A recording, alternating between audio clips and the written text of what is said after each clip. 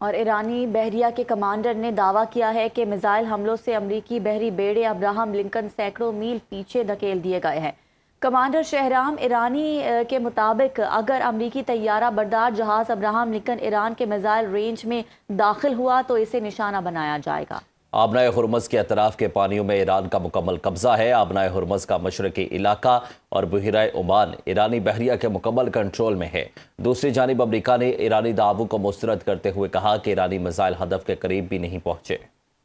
آگے بڑھتے ہوئے آپ کو بتائیں کہ پاکستان کی ثالثی میں ایران اور امریکہ کے درمیان بالواسطہ مذاکرات میں پیش رفت ہو رہی ہے، جلد ڈیل ہو سکتی ہے۔ امریکی صدر ٹرمپ نے طیارے میں میڈیا سے گفتگو کرتے ہوئے کہا ایران کے خلاف مختلف آپشنز زیر غور ہیں۔ امریکہ خوارق جزیرے پر قبضہ کر سکتا ہے، میرا پسندیدہ آپشن ایرانی تیل پر کنٹرول حاصل کرنا ہے۔ مزید کہا کہ ایرانی سپیکر نے آبنائے ہرمز سے پاکستانی پرچم بردار جہازوں کو گزرنے کی اجازت دی ہے۔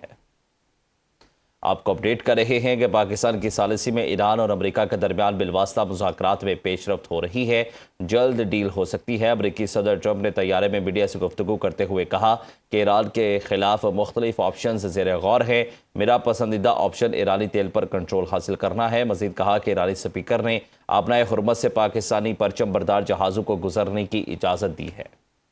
ایرانی پارلیمنٹ کے اسپیکر محمد باقر کالیباف کا کہنا ہے کہ دشمن عوامی سطح پر مذاکرات کے اشارے دیتا ہے لیکن خفیہ طریقے سے زمینی حملے کی منصوبہ بندی کر رہا ہے۔ امریکہ 15 نکاتی فہرست کے ذریعے وہ چیزیں حاصل کرنا چاہتا ہے جو وہ جنگ کے ذریعے نہیں حاصل کر سکا۔ انہوں نے امریکہ کو زمینی حملے پر خبردار کرتے ہوئے کہا کہ ایران کی مسلح فوج امریکی فوج کے ملک میں داخل ہونے کا انتظار کر رہی ہیں تاکہ ان پر آگ برسا سکے۔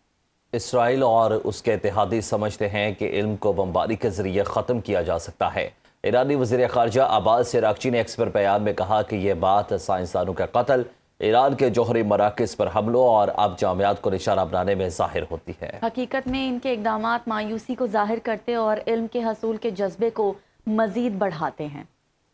امریکی نیوز چینل CNN کی ٹیم پر اسرائیلی فوج کا حملہ، آرمی چیف جنرل ایال زمیر نے فوری ایکشن لیتے ہوئے مغربی کنارے کی پوری فوجی بٹالین معطل کر دی۔ فلسطینی بستی میں زمین پر زبردستی قبضے کی کوریج کے دوران واقعہ پیش آیا۔